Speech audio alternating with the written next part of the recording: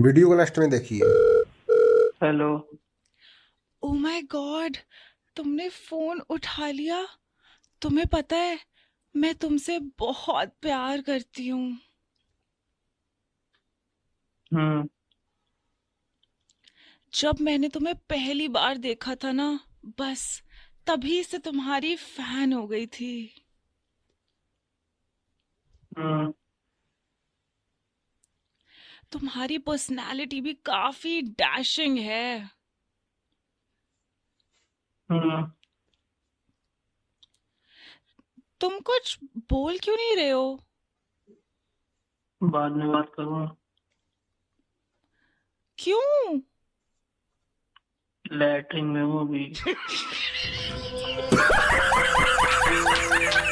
ओ मेरे भाई, भाई तू हग ले, भाई तू हग, ये सारे काम होते रहेंगे।